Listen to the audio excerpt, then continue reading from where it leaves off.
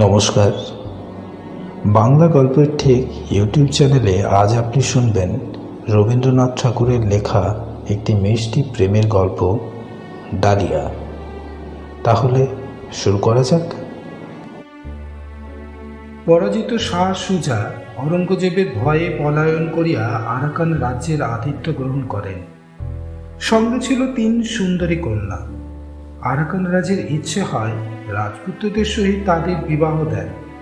সেই প্রস্তাবে শাহ সুজা নিতান্ত অসন্তোষ প্রকাশ করাতে একদিন রাজার আদেশে তাকে ছলনাক্রমে নৌকাযোগে নদী মধ্যে লইয়া ডুবাইয়া দেবার চেষ্টা করা হয়। সেই বিপদের সময় কনিষ্ঠা বালিকা আমিনাকে পিতা স্বয়ং নদী মধ্যে নিক্ষেপ করেন। জ্যেষ্ঠ কন্যা আত্মহত্যা করিয়া মরে এবং সুজার একটি বিশ্বাসী কর্মচারী রহমত আলী জুলেখাকে লইয়া সাঁতার দিয়া পালায় এবং সুজা যুদ্ধ করিতে করিতে মরে। আমিনা খরস্রোতে প্রবাহিত হইয়া দৈবক্রমে অনতি বিলম্বে এক ধীবরের জালে আবদ্ধ হয় এবং তাহারই গৃহে পালিত হইয়া বড় হইয়া ওঠে। বর্তমানে তার নাম হইয়াছে তিন্নি। ইতিমধ্যে বৃদ্ধ রাজার মৃত্যু হইয়াছে এবং যুবরাজ রাজ্যে অভিষিক্ত হইয়াছেন। একদিন সকালে বৃদ্ধ ধীবর আসিয়া ভৎসনা করিয়া কহিল, তিন্নি, আজ সকালে তোর হলো কে? কাজকর্মে যে একেবারে হাত লাগাস নে। আমার নতুন চালে আঠা দেওয়া হয়নি, আমার নৌকো। আমিনা ধীবরের কাছে আসিয়া আদর করিয়া কহিল, বুড়া, আজ আমার দিদি আসিয়াছেন, তাই আজ ছুটি। তোর আবার দিদি কে রে তিন্নি? জুলেখা কোথা হইতে বাহির হইয়া আসিয়া কহিল, আমি। বৃদ্ধ অবাক হইয়া গেল। তারপর জুলেখার অনেক কাছে আসিয়া ভালো করিয়া তাহার মুখ নিরীক্ষণ করিয়া দেখিল। জিজ্ঞাসা করিল, তুই কাজকাম কিছু জানিস? আমিনা কহিল, বুড়া, দিদির হইয়া আমি কাজ করিয়া দেব, দিদি কাজকাম কিছু করিতে পারিবে না। বৃদ্ধ কিছু ভাবিয়া জিজ্ঞাসা করিল, তুই থাকবি কোথায়? জুলেখা বলিল, কেন, আমিনার কাছে। বৃদ্ধ ভাবিল, এ তো ভীষণ বিপদ। জিজ্ঞাসা করিল, খাইবি কি? জুলেখা বলিল, তাহার উপায় আছে বলিয়া অবজ্ঞা ভরে ধীবরের সম্মুখে একটা স্বর্ণ মুদ্রা ফেলিয়া দিল। আমিনা সেটা কুড়াইয়া ধীবরের হাতে তুলিয়া দিয়া চুপি চুপি কহিল, বুড়া, আর কোনো কথা কইস না, এখন তুই কাজে যা, বেলা হইয়াছে। জুলেখা ছদ্মবেশে নানা স্থানে ভ্রমণ করিয়া অবশেষে কি করিয়া আমিনার সন্ধান পাইয়া এই ধীবরের কুটিরে আসিয়া উপস্থিত হইয়াছেন, সে সমস্ত কথা বলিতে গেলে দ্বিতীয় আরেকটি কাহিনী হইয়া পড়ে। তাহার রক্ষাকর্তা রহমত শেখ ছদ্মনামে আরাকান রাজসভায় কাজ করিতেছেন। ছোট নদীটি বাহিয়া যাইতেছিল এবং প্রথম গ্রীষ্মের শীতল প্রভাত বায়ুতে করবী গাছের রক্তবর্ণ পুষ্পমঞ্জরি হইতে ফুল ঝরিয়া ঝরিয়া পড়িতেছিল। সেই গাছের তলায় বসিয়া জুলেখা আমিনাকে কহিল, ঈশ্বর যে আমাদের 2 ভগিনীকে মৃত্যুর হাত থেকে রক্ষা করিয়াছেন, সে কেবল পিতার হত্যার প্রতিশোধ লইবার জন্য, নইলে আর তো কোনো কারণ খুঁজিয়া পায় না। আমিনা নদীর পরপারে সর্বাপেক্ষা দূরবর্তী, সর্বাপেক্ষা ছায়াময় বনশ্রেণীর দিকে দৃষ্টি মেলিয়া ধীরে ধীরে কহিল, দিদি, আমার ওসব কথা আর বলিস নে ভাই। আমার এই পৃথিবীটা একরকম বেশ লাগিতেছে। মরিতে চাই তো পুরুষগুলো কাটাকাটি করে মরুক গে, আমার এখানে কোনো দুঃখ নেই। জুলেখা বলিল, ছি ছি আমিনা, তুই কি শাহজাদার ঘরের মেয়ে? কোথায় দিল্লির সিংহাসন আর কোথায় ধীবরের কুটির? আমিনা হাসিয়া কহিল, দিদি, দিল্লির সিংহাসনের চেয়ে আমার এই বুড়ার কুটির এবং এই গাছের ছায়া যদি কোনো বালিকার বেশি ভালো লাগে, তাহলে দিল্লির সিংহাসন এক বিন্দু অশ্রুপাত করিবে না।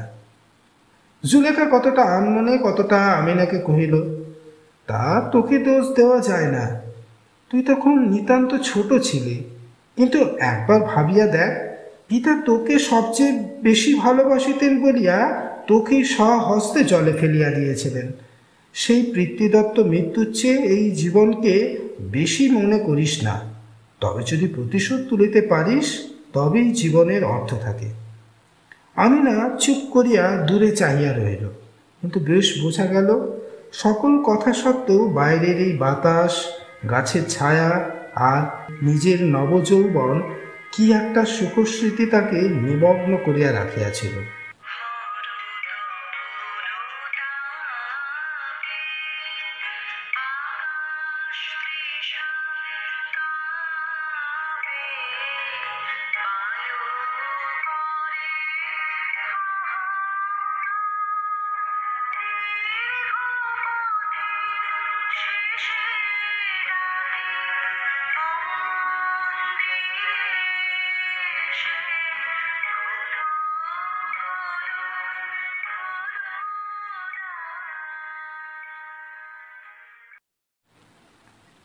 কিছুক্ষণ পর একটা দীর্ঘ নিঃশ্বাস ফেলিয়া কহিল, দিদি, তুমি একটু অপেক্ষা করো ভাই, আমার ঘরের কাজ বাকি আছে। আমি না রাঁধিয়া দিলে বুড়া খাইবে কি? জুলেখা আমিনার অবস্থা চিন্তা করিয়া ভারী বিমর্ষ হইয়া চুপ করিয়া বসিয়া রহিল। এমন সময় একটা ছুপ করিয়া একটা লম্ফের শব্দ হইল এবং পশ্চাৎ হইতে কে একজন জুলেখার চোখ টিপিয়া ধরিল। জুলেখা ত্রস্ত হইয়া কহিল, কে? স্বর শুনিয়া যুবক চোখ ছাড়িয়া দিয়া সম্মুখে আসিয়া দাঁড়াইল। জুলেখার মুখের দিকে চাইয়া অম্লান বদলে কহিল, তুমি তো তিন্নি নাও। যেন জুলেখা বারবার নিজেকে তিন্নি বলিয়া চালাইবার চেষ্টা করিতেছিল। কেবল এই যুবকের অসামান্য তীক্ষ্ণ বুদ্ধির কাছে সমস্ত চাতুরী প্রকাশ হইয়া পড়িয়াছে। জুলেখা বসন সম্বরণ করিয়া দীপ্তভাবে উঠিয়া দাঁড়াইয়া দুই চক্ষে অগ্নিবাণ নিক্ষেপ করিয়া কহিল, কে তুমি? যুবক কহিল, তুমি আমাকে চেনো না, তিন্নি জানে। তা তিন্নি কোথায়? তিন্নি কলযোগ শুনিয়া বাহির হইয়া আসিল। জুলেখার রোষ এবং যুবকের হতবুদ্ধি বিস্মিত মুখ দেখিয়া আমিনা উচ্চস্বরে হাসিয়া কহিল, দিদি, ওর কথা তুমি কিছু মনে করিও না। ও কি মানুষ? ও একটা বনের মৃগ। যদি কিছু বেয়াদবি করিয়া থাকে, আমি উহাকে শাসন করিয়া দিব। ডালিয়া, তুমি কি করিয়াছিলে? যুবক তৎক্ষণাৎ কহিল, চোখ টিপিয়া ধরিয়েছিলাম।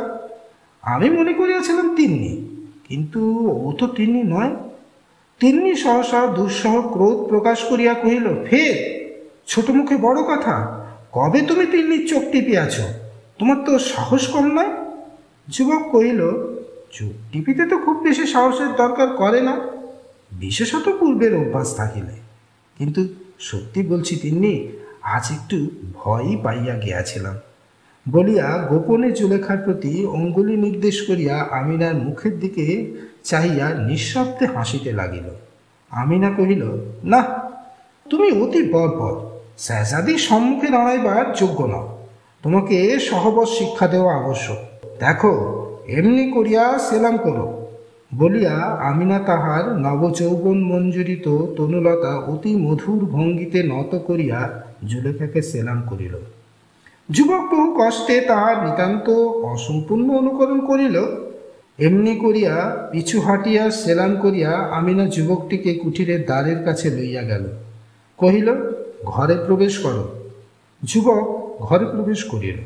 আমিনা বাহির হইতে ঘরের দ্বার রুদ্ধ করিয়া কহিল, এবার একটু ঘরের কাজ করো, আগুনটা জ্বালাইয়া রাখো তো। বলিয়া দিদির পাশে আসিয়া বসিল। কহিল, দিদি, রাগ করিস নে ভাই, এখানকার মানুষগুলো এই রকম হাড় জ্বালাতন হইয়া গেছে। কিন্তু আমিনার মুখে কিংবা ব্যবহারে তাহার লক্ষণ কিছুই প্রকাশ পায় না, বরং অনেক বিষয়ে এখানকার মানুষদের প্রতি তার কিছু অন্যায় পক্ষপাত দেখা যায়। জুলেখা যথাসাধ্য রাগ প্রকাশ করিয়া কহিল, বাস্তবিক আমিনা, তোর ব্যবহারে আমি আশ্চর্য হইয়া গেছি। একজন বাইরের যুবক আসিয়া তোকে স্পর্শ করিতে পারে, এত বড় তাহার সাহস! আমিনা দিদির সহিত যোগ করিয়া কহিল, দেখ দেখি বোন, কোনো যদি বাদশাহ কিংবা নবাবের ছেলে এমন করিত, তবে তাহাকে অপমান করিয়া দূর করিয়া দিতাম। জুলেখার ভেতরের হাসি আর বাধা মানিল না। হাসিয়া উঠিয়া কহিল, সত্যি করেই বল দেখি আমিনা, তুই যে বলিতেছিলি পৃথিবীটা তোর বড় ভালো লাগিতেছে, সে কি ওই বর্বর যুবকটির জন্য?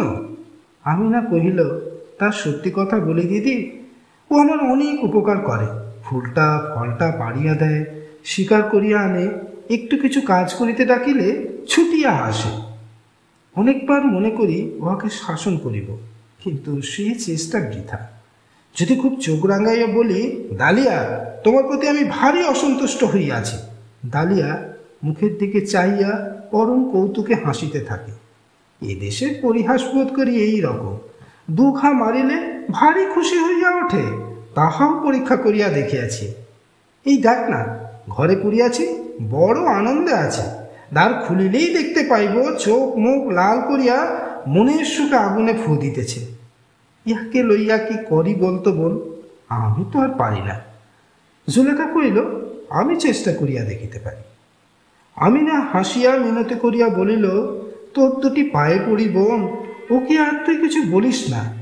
এমন করিয়া বলিল যেন এই যুবকটি আমিনার একটি বড় সাধের পোষা হরিণ, এখনো তাহার বন্য স্বভাব দূর হয় নাই, পাছে অন্য কোনো মানুষ দেখিলে ভয় পাইয়া নিরুদ্দেশ হয়, এমন আশঙ্কাই আছে।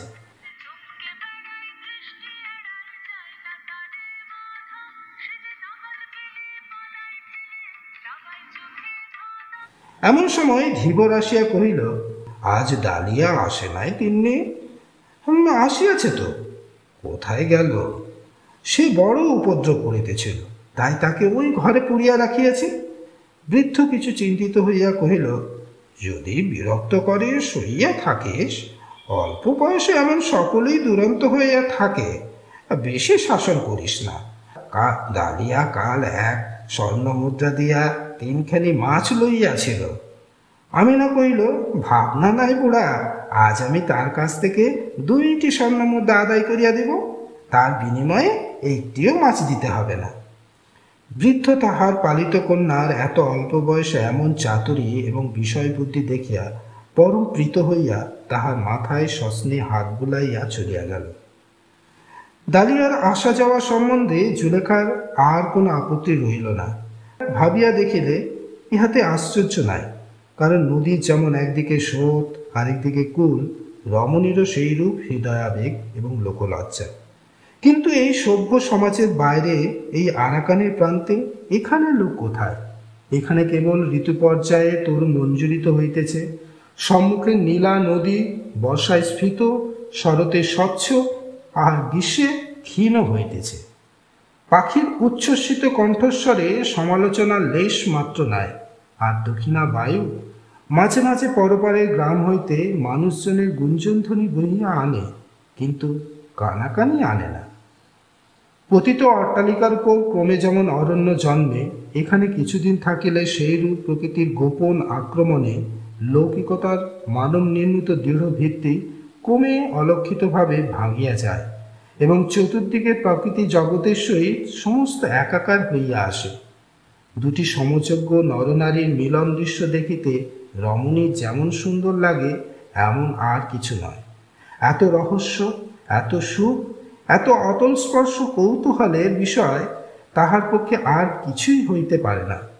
অতএব এই বর্বর কুটিরের মধ্যে নির্জন দরিদ্রের ছায়ায় যখন জুলেখার কুলগর্ভ এবং লোকমর্যাদার ভাব আপনিই শিথিল হইয়া আসিল, তখন পুষ্পিত করবী তরু ছায়ে আমিনা আর ডালিয়ার মিলনের এই মনোহর খেলা দেখিতে তার বড় আনন্দ হইত। বোধ করি তাহারও তরুণ হৃদয়ে একটা অপরিতৃপ্ত আকাঙ্ক্ষা জাগিয়া উঠিত এবং তাকে সুখে দুঃখে চঞ্চল করিয়া তুলিত।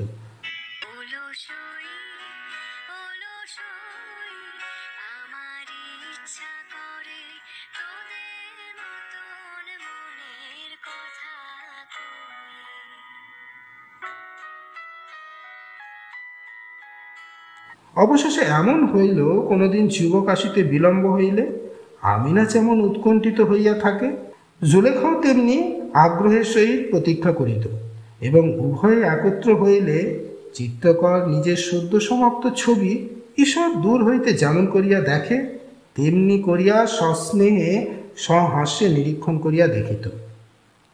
কোনো কোনো দিন মৌখিক ঝগড়াও করিত, ছল করিয়া ভর্ৎসনা করিত, আমিনাকে গৃহে রুদ্ধ করিয়া যুবকের মিলনাবেগ প্রতিহত করিত। সম্রাট এবং অরণ্যের মধ্যে একটা সাদৃশ্য আছে। উভয়ই স্বাধীন, উভয়ই স্বরাজ্যের একাধিপতি, উভয়কেই কাহারও নিয়ম মানিয়া চলিতে হয় না। উভয়ের মধ্যে প্রকৃতির একটা স্বাভাবিক বৃহত্ব এবং সরলতা আছে, যাহারা মাঝারি, যাহারা দিন রাত্রি লোকস্বাস্থ্যের অক্ষর মিলিয়া জীবনযাপন করে, তাহারাই কিছু স্বতন্ত্র গোছের হয়, তাহারাই বড়র কাছে দাস এবং অস্থানে নিতান্ত কিংকর্তব্য বিমূঢ় হয়ে দাঁড়ায়। বর্বর দালিয়া প্রকৃত সম্রাজ্ঞীর উচ্ছৃঙ্খল ছেলে। শেহজাদিদের কাছে তার কোনো সংকোচ ছিল না এবং শেহজাদিরাও তাকে সমকক্ষ লোক বলিয়া চিনিতে পারিত। সহাস্য, সরল, কৌতুকপ্রিয়, সকল অবস্থাতেই নির্ভীক, অসংকুচিত তার চরিত্রের দারিদ্র্যের কোনো লক্ষণই ছিল না। কিন্তু এই সকল খেলার মাঝে এক একবার জুলেখার হৃদয়টা হাই হাই করিয়া উঠিত, ভাবিত সম্রাটপুত্রের জীবনের একই পরিণাম।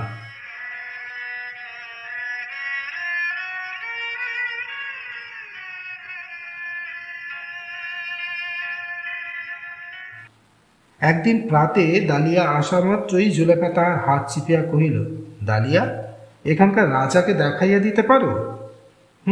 পারি। কেন বলো দেখি? আমার একটা ছোরা আছে, তাহার বুকের মধ্যে বসাইতে চাহি। প্রথমে দালিয়া কিছুটা আশ্চর্য হইয়া গেল, তারপর জুলেখার হিংসাপ্রখর মুখের দিকে চাহিয়া তাহার সমস্ত মুখ হাসিতে ভরিয়া গেল, যেন এত বড় মজার কথা সে ইতিপূর্বে কখনো শোনে নাই। যদি পরিহাস বলতে এই বটে, রাজপুত্রীর উপযুক্ত কোনো কথা নেই। প্রথম আলাপেই একখানা ছোড়ার আধখানা একটা জীবন্ত রাজার বক্ষের মধ্যে চালনা করিয়া দিলে, এইরূপ অত্যন্ত অন্তরঙ্গ ব্যবহারে রাজা হঠাৎ কিরূপ অবাক হইয়া যায়, সেই চিত্র ক্রমাগত তাহার মনে উদিত হইয়া তাহার নিঃশব্দ কৌতুক হাসি থাকিয়া থাকিয়া উচ্চ হাস্যে পরিণত হইতে লাগিল।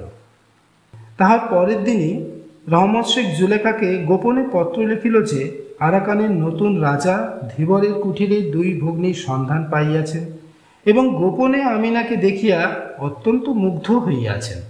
তাহাকে বিবাহার্থে অবিলম্বে প্রাসাদে আনিবার আয়োজন করিতেছেন। প্রতিহিংসার এমন সুন্দর অবসর আর পাওয়া যাবে না। তখন জুলেখা দৃঢ়ভাবে আমিনার হাত ধরিয়া কহিল, ঈশ্বরের ইচ্ছা স্পষ্টই দেখা যাইতেছে আমিনা, এবার তোর জীবনের কর্তব্য পালন করিবার সময় আসিয়াছে, এখন আর খেলা ভালো দেখায় না। দালিয়াও উপস্থিত ছিল। আমিনা তাহার মুখের দিকে চাহিল, দেখিল সে সকৌতুকে হাসিতেছে। আমিনা তাহার হাসি দেখিয়া মর্মাহত হইয়া কহিল, জানো দালিয়া, আমি রাজবধূ হইতে যাইতেছি। দালিয়া বলিল, সে তো বেশিক্ষণের জন্য নয়। আমিনা পীড়িত, বিস্মিত চিত্ত মনে মনে ভাবিল, বাস্তবে কি এ বনের মৃগ, এর সঙ্গে মানুষের মতো ব্যবহার করা আমারই পাগলামি।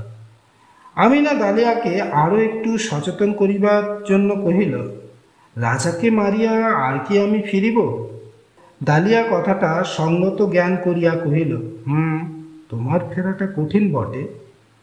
আমিনার সমস্ত অন্তরাত্মা একেবারে ম্লান হইয়া গেল। জুলেখার দিকে ফিরিয়া নিঃশ্বাস ফেলিয়া কহিল, দিদি, আমি প্রস্তুত আছি। এবং দালিয়ার দিকে ফিরিয়া বিদ্ধ অন্তরের পরিহাসের ভান করিয়া কহিল, রানী হইয়া আমি প্রথমে রাজার বিরুদ্ধে ষড়যন্ত্রে যোগ দেওয়ার অপরাধে তোমাকে শাস্তি দিব, তারপর যা করিতে হয় করিব। শুনিয়া দালিয়া বিশেষ কৌতুক বোধ করিল, যেন প্রস্তাবটা কার্যে পরিণত হইলে তাহার মধ্যে একটা আমোদের বিষয় আছে।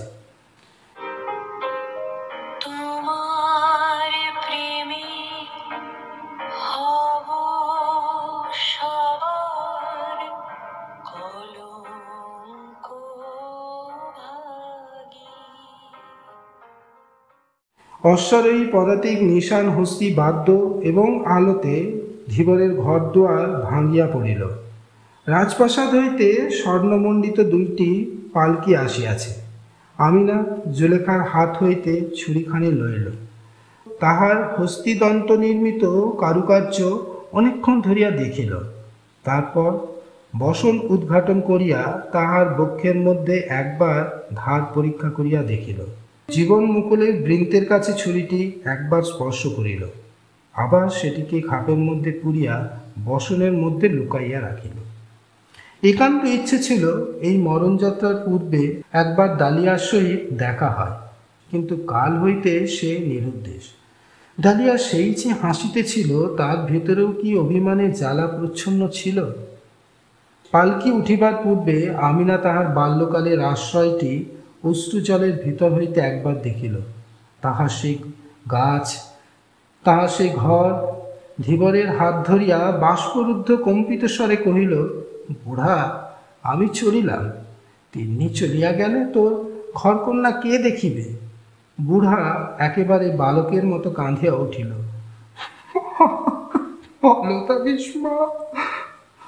আমিনা কহিল, বুড়া, যদি ডালিয়া আর এখানে আসে তাহাকে এই আংটি দিও, বলিও দিল্লি যাইবার সময় দিয়া গেছে। বলিয়া দ্রুত পালকিতে উঠিয়া পড়িল। মহা সমারোহে পালকি চলিয়া গেল। আমিনার কুটির, নদীর তীর, সেই গাছের ছায়া নিস্তব্ধ জনশূন্য হইয়া গেল। যথাকালে পালকিদ্বয় তরুণ অতিক্রম করিয়া অন্তঃপুরে প্রবেশ করিল। দুই ভগ্নী পালকি ত্যাগ করিয়া বাহির হইয়া আসিল। আমিনার মুখে হাসি নেই, চোখে অশ্রুচিহ্নও নেই। জুলেখার মুখ বিবর্ণ। কর্তব্য যখন দূরে ছিল ততক্ষণ তাহার উৎসাহের তীব্রতা ছিল। এখন সে কম্পিত হৃদয়ে ব্যাকুল স্নেহে আমিনাকে আলিঙ্গন করিয়া ধরিল। মনে মনে কহিল, নবপ্রেমের বৃন্ত হইতে ছিন্ন করিয়া এই ফুটন্ত ফুলটিকে কোন রক্তস্রোতে ভাসাইতে যাইতেছি, কিন্তু এখন আর ভাবিবার সময় নাই। পরিচালিকাদের দ্বারা নীত হইয়া শত সহস্র প্রদীপের অনিমেষ তীব্র দৃষ্টির মধ্য দিয়া দুই ভগ্নী স্বপ্নাহতের মতো চলিতে লাগিল। অবশেষে বাসর ঘরের দ্বারের কাছে মুহূর্তের জন্য থামিয়া আমিনাকে জুলেখা কহিল, দিদি। জুলেখা আমিনাকে গাঢ় আলিঙ্গনে বাঁধিয়া চুম্বন করিল। ধীরে ধীরে ঘরে প্রবেশ করিল। রাজবেশ পরিয়া ঘরের মাঝখানে মকমল শয্যার উপর রাজা বসিয়া আছেন। আমিনা সংকোচে দ্বারের অনতি দূরে দাঁড়াইয়া রহিল। জুলেখা অগ্রসর হইয়া রাজার নিকট হইয়া দেখিল, রাজা নিঃশব্দে সকৌতুকে হাসিতেছেন। জুলেখা বলিয়া উঠিল, ডালিয়া। আমিনা মূর্ছিত হইয়া পড়িল। ডালিয়া উঠিয়া তাহাকে আহত পাখির মতো কোলে তুলিয়া শয্যায় লইয়া গেল। আমিনা সচেতন হইলে বুকের মধ্য হইতে ছুরিটি বাহির করিয়া দিদির মুখের দিকে চাহিল। দিদি ডালিয়ার মুখের দিকে চাহিল। ডালিয়া চুপ করিয়া হাস্যমুখে উভয়ের মুখের দিকে চাহিয়া রহিল। হাসিল আরও একজন। ছুরিও তাহার খাপের মধ্য হইতে একটুখানি মুখ বাহির করিয়া এই রঙ্গ দেখিয়া ঝিকমিক করিয়া হাসিতে লাগিল। হ্যাঁ, আপনাকেই বলছি। বাংলা সাহিত্যের বিভিন্ন স্বাদের গল্প শুনতে অবশ্যই সাবস্ক্রাইব করে রাখুন বাংলা গল্প ঠেক চ্যানেলটিকে, আর বাড়িয়ে তুলুন আপনার বাংলা গল্পের প্লেলিস্ট। নমস্কার।